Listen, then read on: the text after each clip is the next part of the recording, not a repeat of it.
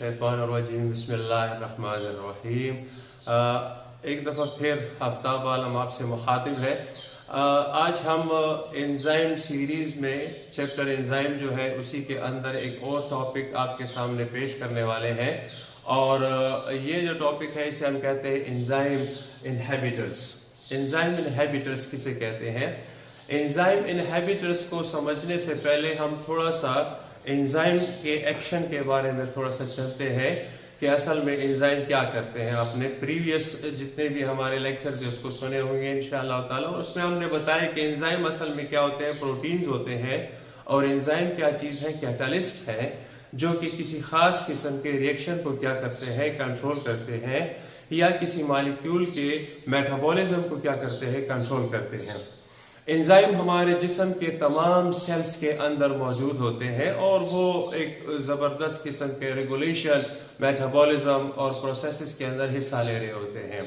Enzyme के बगैर हमारा पूरा जिस्म जो है वो बिल्कुल नाकारा होता है, यानी किसी किस्म का फंक्शन वो नहीं कर सकता। एंजाइम होंगे तो काम सही होगा, एंजाइम नहीं होंगे तो काम में खामखा ज़रूर कोई ना कोई फ़र्क पड़ेगा। अब यहाँ पर क्या होता है कि इस चीज़ को समझने के लिए कि ये जो एंजाइम इनहिबिटर्स होते हैं किस तरीके से काम करते हैं। एंजाइम करते हैं नॉर्मल फंक्शनिंग, लेकिन दूसरी तरफ अगर आप देखें हमारा जो जिस्म होता है वो एक्सटर्नल इन्वायरमेंट को भी एक्सपोज होता है, यानी हमारे इर्द गिर्द एक इन्वायरमेंट मौजूद है, एक माहौल मौजूद है और इस माहौल के अंदर हम रह रहे हैं। इसी इन्वायरमेंट के अंदर हमारा सामना होता है मुख्तलिफ किस्म की चीज़ों के साथ। फॉर एग्जाम्पल हमारा सामना होता है किस चीज़ के साथ, वायरसेस के साथ। वायरसेस हमारे जिस्म के बाहर और अंदर मौजूद होते हैं। इसी तरीके से हमारा सामना होता है बैक्टीरिया के साथ, हमारा सामना होता है पोल्यूटेंट्स के साथ। मुख्तलिफ किस्म के पोल्यूटेंट्स जो है वो इस एनवायरनमेंट में मौजूद होते हैं। अब क्या होता है, जब कभी भी ये वायरसेस या फिर बैक्टीरिया या फिर कोई पोल्यूटेंट्स जो है वो हमारे जिस्म के अंदर दाखिल होते हैं, तो उनमें क्या होता है, कुछ ऐसी चीजें मौजूद होती है जो एंजाइम के नॉर्मल फंक्शन को ब्लॉक कर देती है और फिर उस एंजाइम को नाकारा बना देती है, काम करने के काबिल नहीं छोड़ती। तो इस किस्म के तमाम केमिकल्स जो कि जिस्म के अंदर या जिस्म से बाहर से अंदर दाखिल होते हैं और वो एंजाइम के एक्शन को मुतासिर करते हैं और एंजाइम को अपना काम नहीं करने देते, तो इस किस्म के मॉलिक्यूल्स या केमिकल्स या कुछ भी ऐसी चीजें, उनको हम क्या कहते हैं, एंजाइम इनहिबिटर्स कहते हैं। एंजाइम इनहिबिटर में वायरस, बैक्टीरिया और पोल्यूटेंट्स के अलावा वो चीजें भी शामिल है जिसे हम ड्रग्स एंड मेडिसिन्स भी कहते हैं। बाज़ औक़ात हम ड्रग्स लेते हैं, मेडिसिन्स लेते हैं, और ये जो ड्रग्स और मेडिसिन हमारे जिस्म में दाखिल होती है तो वो भी एंजाइम के जो प्रॉपर फंक्शनिंग होती है उसको क्या करती है, मुतासिर करती है। तो बहरहाल ये तो कुछ इसका इंट्रोडक्शन है कि असल में इस चीज को समझना जरूरी है कि एंजाइम इनहिबिटर्स असल में क्या होते हैं, यानी ऐसे तमाम मॉलिक्यूल्स, ऐसे तमाम सब्सटेंसेस जो कि एंजाइम को अपना नॉर्मल फंक्शनिंग करने से रोक दे, स्टॉप करे उसके फंक्शन को, तो इस किस्म के मॉलिक्यूल्स को क्या कहते हैं, एंजाइम इनहिबिटर्स कहा जाता है। अच्छा, अब हम चलते हैं इसकी डिफिनीशन की तरफ। तो डिफिनीशन में हम कैसे लिखते हैं कि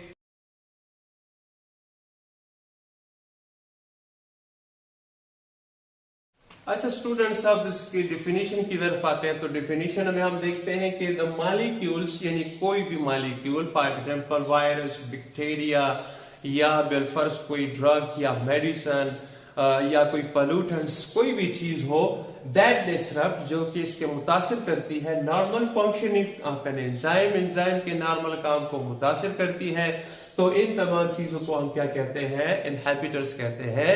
जबकि इस प्रोसेस को हम कहते हैं इनहिबिशन। इनहिबिशन कहते हैं the process in which the inhibitors disrupt the normal functioning of an enzyme.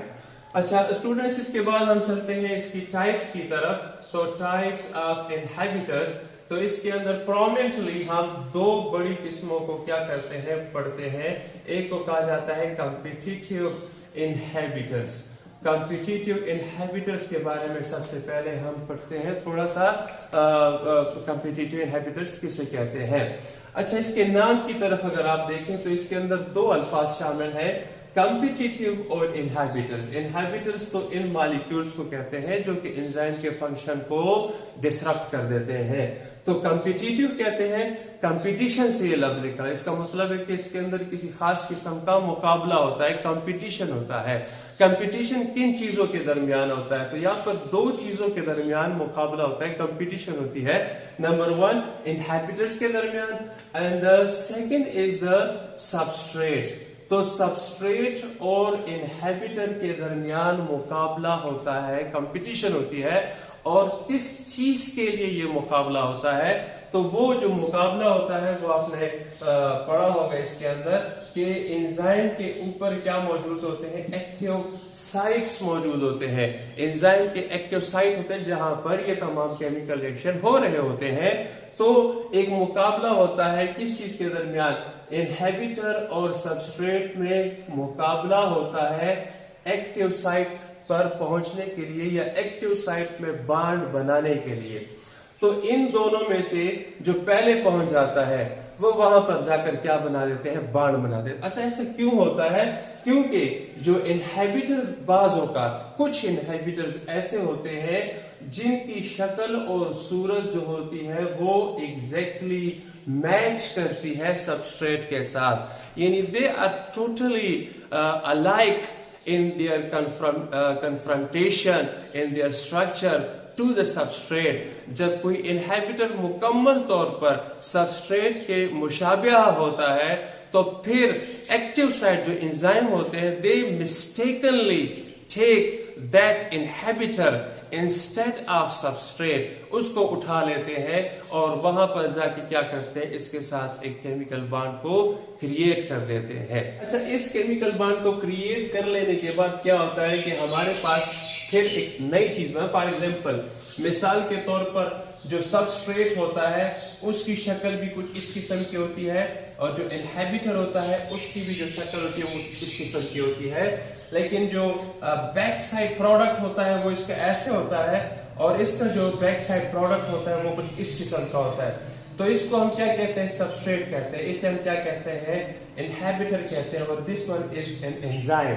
अब क्या होता है? नॉर्मली ये आकर इस यहाँ पर बॉन्ड बनाते हैं और इसको हम कहते हैं enzyme substrate complex, enzyme substrate. लेकिन बाजों का क्या होता है? ये यहाँ पर आके इसकी जगह बॉन्ड बना देते हैं और यहाँ पर बनता है हमारे पास एंजाइम इनहिबिटर कॉम्प्लेक्स बन जाता है, एंजाइम इनहिबिटर कॉम्प्लेक्स। तो जब कभी भी कोई भी इनहिबिटर शक्ल के अंदर सबस्ट्रेट से मुशाबिहा कर रहा होता है और वो जाकर एक्टिव साइट के ऊपर अपना बॉन्ड बना देता है, तो इस वजह से जो नॉर्मल फंक्शनिंग होती है एंजाइम की वो क्या होती है? स्टॉप हो जाती है कुछ वक्त के लिए। कुछ वक्त के लिए इसलिए क्योंकि ये इसके साथ एक वीक बॉन्ड बनाते हैं, नॉन कोवलेंट बॉन्ड बनाते हैं। और इसी खसूसियत की वजह से कॉम्पिटिटिव इनहिबिटर्स को हम बाज़ औक़ात रिवर्सिबल इनहिबिशन भी कहते हैं। रिवर्सिबल का क्या मतलब होता है? रिवर्सिबल का मतलब है जो वापस रिवर्स हो सकता हो, यानी कि वापस एंजाइम अपनी असली हालत में कन्वर्ट हो सकता हो। तो इसी वजह से इसे हम क्या कहते हैं? रिवर्सिबल इनहिबिशन कहते हैं।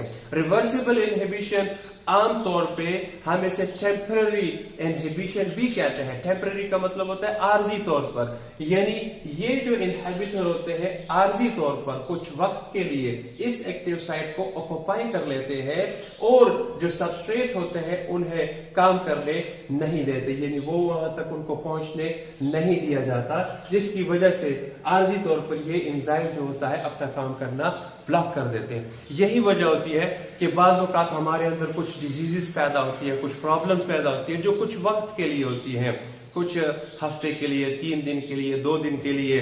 वजह क्या होती है कि जो हमारे नॉर्मल एंजाइम्स जो काम कर रहे होते हैं उनकी एक्टिव साइट्स को कुछ वक्त के लिए ब्लॉक कर दिया जाता है। जब हम मेडिसिन वगैरह इस्तेमाल करते हैं तो वो जो मसले होते हैं वो उसके साथ रिलीव हो जाते हैं, खत्म हो जाते हैं, और वो जो एक्टिव साइट होते हैं उसमें से इनहिबिटर्स को निकाल दिया जाता है, डिस्ट्रॉय कर दिया जाता है, और नॉर्मल सबस्ट्रेट के लिए जगह ओपन हो जाती है, नॉर्मल सबस्ट्रेट इंटर होना शुरू होता है, जिसकी वजह से इंसान जो होता है दे फील बेटर, कुछ दिनों के बाद वो जो होता है अच्छा महसूस कर रहे होते हैं। तो यहाँ पर इस किस्म की कंपटीशन को, इस किस्म के इनहिबिटर्स को हम क्या कहते हैं, कॉम्पिटिटिव इनहिबिटर्स। अच्छा, इस चीज को अभी एक और चीज भी समझे, इस इनहिबिशन को, इस इनहिबिटर को हम अगर चाहते हैं कि ये थोड़ा सा ना हो, तो इसके लिए ये कहा जाता है कि अगर हम सबस्ट्रेट की मिकदार में सबस्ट्रेट को अगर हम ज्यादा कर दें, अगर सबस्ट्रेट की मिकदार को हम बढ़ा दें, इनहिबिटर की मिकदार कम हो, सबस्ट्रेट की मिकदार ज्यादा हो, लेट्स सपोज फॉर एग्जांपल अगर सबस्ट्रेट को हम 1000 कर दें, 1000 मॉलिक्यूल्स कर दें, और इनहिबिटर के मॉलिक्यूल लेट्स सपोज 10 हो, तो ये एक तरफ 1000 मॉलिक्यूल, एक तरफ 10 मॉलिक्यूल, तो इसका फायदा क्या होगा कि जो ज्यादा मॉलिक्यूल होते हैं वो जल्दी से कोशिश करेंगे कि एक्टिव साइट को क्या करते हैं, ऑक्युपाई कर लें, ठीक है ना। तो अगर हम चाहते हैं कि इस किस्म की इनहिबिशन ना हो, तो इस किस्म की इनहिबिशन को कम करने के लिए, स्टॉप करने के लिए सबस्ट्रेट की मिकदार को क्या कर दिया जाता है, बढ़ा दिया जाता है। सबस्ट्रेट की मिकदार बढ़ाने से ये जो इनहिबिशन होती है ये वाकया नहीं होती, और जो नॉर्मल इसका रेट होता है, रेट ऑफ रिएक्शन होता है, वो नॉर्मली उसी तरह से प्रोसीड कर रहा होता है। अच्छा स्टूडेंट, अब सेकेंड टाइप की तरफ चलते हैं। तो सेकेंड टाइप पे हम देखते हैं, और वो है non competitive. Non competitive inhibitors, non competitive inhibitors. तो इनहिबिटर्स किसे कहते हैं, पढ़ चुके हैं, मॉलिक्यूल जो कि एंजाइम को काम करने नहीं देते। Non competitive mean they do not compete with the substrate, ये सबस्ट्रेट के साथ इनका किसी किस्म का मुकाबला नहीं होता, सबस्ट्रेट के साथ ये मुकाबला ही नहीं करते, यानी इनकी शक्ल और सूरत जो होती है वो सबस्ट्रेट के साथ मैचिंग नहीं करती। They are not similar in structure to the substrate, जो सबस्ट्रेट होते हैं इनके साथ इनकी मुशाबिहत नहीं होती। फॉर एग्जाम्पल कैसे, फॉर एग्जाम्पल वही एंजाइम है हमारे पास, कोई भी एंजाइम है, तो ये इसका नॉर्मल सबस्ट्रेट है, ये इसका जो है नॉर्मल सबस्ट्रेट हो गया, this is an enzyme, this is it's substrate, ये तो इसका सबस्ट्रेट हो गया। लेकिन जो इनहिबिटर्स होता है उसकी शक्ल टोटली इसमें से क्या होती है, इनहिबिटर की शक्ल मुकम्मल तौर पे क्या होती है, इसमें से मुख्तलिफ होती है। आप समझ लें कि उसकी शक्ल कुछ इस किस्म की होती है, ठीक है ना। तो ये इसका इनहिबिटर हो गया, ये इसका सबस्ट्रेट हो गया। अब ये जो इनहिबिटर है ये एक्टिव साइट को कभी भी ऑक्युपाई नहीं कर सकता, क्योंकि इसकी जो शक्ल है वो एक्टिव साइट के साथ मैचिंग ही नहीं करती, तो ये आकर एक्टिव साइट को ऑक्युपाई नहीं करते। इसका मतलब है कि इस इनहिबिटर का इस सबस्ट्रेट के साथ कोई मुकाबला नहीं है एक्टिव साइट के लिए, एक्टिव साइट के लिए इन दोनों के दरमियान कोई कंपटीशन नहीं है। तो फिर सवाल ये पैदा होता है कि ये जो इनहिबिटर है ये क्यों एंजाइम के एक्शन को किस तरीके से स्टॉप करते हैं, क्यों स्टॉप करते हैं, और क्या वजूहात हो सकती है। वजह उसकी, इसी वजह से इसको कहा जाता है नॉन कॉम्पिटिटिव, क्योंकि इन दोनों के दरमियान कोई कंपटीशन नहीं है। तो फिर क्या होता है कि ये जो इनहिबिटर है ये बजाय इसके कि एक्टिव साइट को ऑक्युपाई करे, एक्टिव साइट को ऑक्युपाई नहीं करता, ये जाकर एंजाइम की किसी दूसरी जगह पर बैठ जाते हैं और एंजाइम को एक तरीके से एक आप ऐसा समझ लें कि उसे प्रेशराइज करते हैं, उसे कंप्रेस करते हैं, उसे दबाते हैं, उसके अंदर घुस जाते हैं। तो ऐसा होता है कि फॉर एग्जांपल ये जो एक मैंने मॉलिक्यूल बनाया हुआ है इनहिबिटर का, लेट्स सपोज ये जो इनहिबिटर है ये यहाँ पर आके क्या होता है, बैठ जाता है। लेट्स सपोज ये यहाँ पर आके बैठ जाते हैं इसके ऊपर, ये इनहिबिटर हो गया हमारा, ठीक है। अब इस इनहिबिटर के बैठने की वजह से क्या होता है कि ये जो मॉलिक्यूल होता है इसकी शक्ल थोड़ी सी यहाँ पर क्या होती है, डिस्टर्ब हो जाती है, अंदर की तरफ चला जाती है, जैसे नॉर्मल, ये नॉर्मल जगह, ये इसको कंप्रेस करते हैं। अब इस कंप्रेशन की वजह से ये हमने पढ़ा हुआ है कि पूरे का पूरा जो एंजाइम होता है ये तो असल में अमाइनो एसिड से बना होता है। तो जब यहाँ पर ये इस अमाइनो एसिड को क्या करते हैं, कंप्रेस करते हैं, तो ये अमीनो एसिड थोड़ा सा अंदर की तरफ वो तो डिशेप हो जाते हैं, डिनेचर हो जाते हैं, उनकी शक्ल में बिगाड़ पैदा होता है। और ये जो डिनेचरेशन होती है ये पहुंचते पहुंचते पूरे एंजाइम के अंदर क्या हो जाती है, फैल जाती है। क्योंकि बिल्कुल इसकी ऐसी मिसाल होती है कि फॉर एग्जांपल किसी जगह पर पानी खड़ा हुआ है और आप उस पानी के अंदर एक कंकर फेंक देते हैं, तो आपका क्या ख्याल है कि कंकर फेंकने से सिर्फ उसी एक जगह पर एक लहर बनेगी? नहीं, ऐसा नहीं होता। आप फेंकते तो पूरे पानी के अंदर वो जो लहर होती है वो फैल जाती है, आगे की तरफ बढ़ जाती है। तो यहाँ पर भी ऐसा होता है कि जब ये इसके ऊपर बैठ जाते हैं तो इसको प्रेशराइज करते हैं। उस प्रेशराइज की वजह से जितने भी अमीनो एसिड्स के मॉलिक्यूल जो लिंक होते हैं एक दूसरे के साथ, उन सब के अंदर उनकी डिस्टर्बेंस हो जाती है, उनकी शक्ल बिगाड़ जाती है। और इन तमाम के डिस्टर्बेंस की वजह से यहाँ पर ये जो एक्टिव साइट होता है, अब ये एक्टिव साइट का जो नॉर्मल जगह है, ये जो नॉर्मल जगह है फॉर एग्जांपल इसके अंदर थोड़ा सा बिगाड़ पैदा होता है और ये ऐसे हो जाती है। अब ये एक नई शक्ल इसकी बन जाती है या ऐसे बन जाती है। फॉर एग्जांपल ये इसकी नॉर्मल फंक्शन, तो एक नॉर्मल, ये नॉर्मल हो गया, ठीक है, और ये इसकी नई शक्ल बन जाती है, नई शक्ल, ठीक है। तो आप खुद सोच सकते हैं कि ये जो सबस्ट्रेट है ये यहाँ पर आके बैठ जाता है, तो क्या ये सबस्ट्रेट इसके अंदर फिट हो सकता है? ये सबस्ट्रेट इसमें फिट नहीं हो सकता। या बाज़ औक़ात तो ये खुल जाते हैं, बाज़ औक़ात ऐसा भी होता है कि जो एंजाइम होते हैं इनकी जो शक्ल होती है यानी वो बिगाड़ की वजह से या तो वो क्या हो जाती है, क्लोज हो जाती है, यानी ऊपर से ये नजदीक हो जाते हैं, ऊपर से ये बंद हो जाते हैं। तो जिसकी वजह से जो सबस्ट्रेट होता है वो इसके अंदर फिट होने की कोशिश कर रहा होता है लेकिन वो इसके अंदर फिट नहीं हो सकता, ठीक है। तो इस वजह से सबस्ट्रेट जो है वो इंतहाई ज्यादा होते हैं।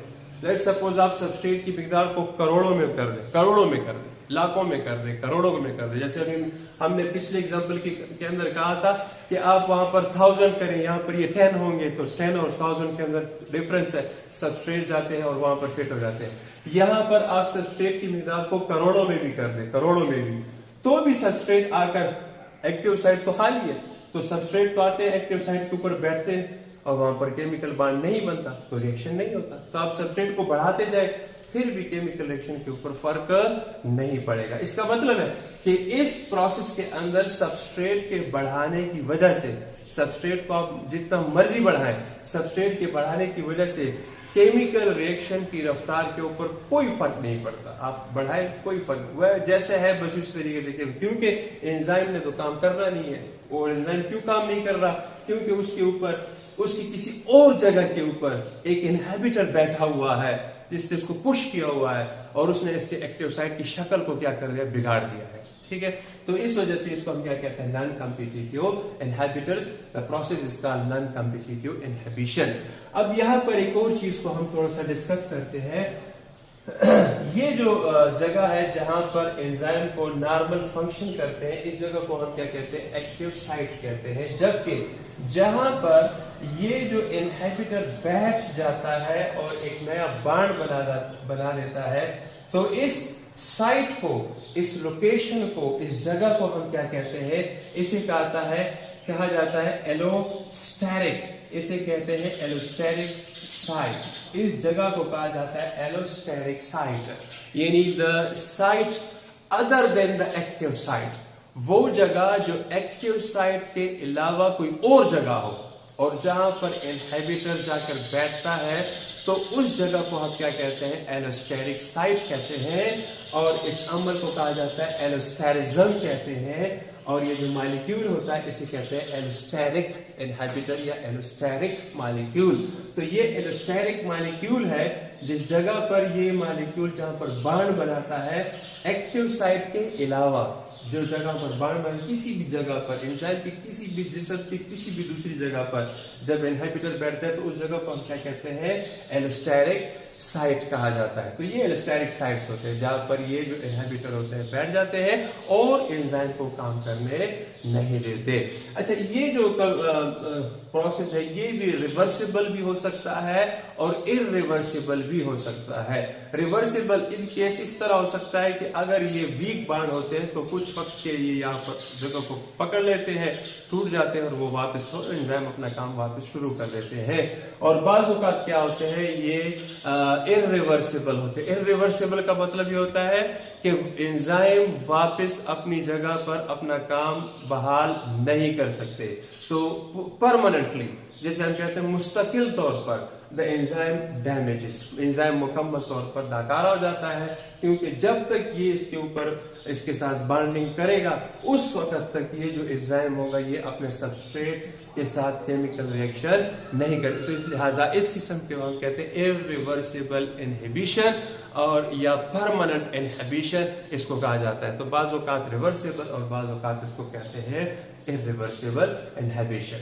कुछ बुक्स के अंदर इसकी थर्ड किस्म भी लिखी होती है, तो उसको हम क्या कहते हैं, जो तीसरी किस्म होती है उसको कहते हैं अनकम्पिटिटिव।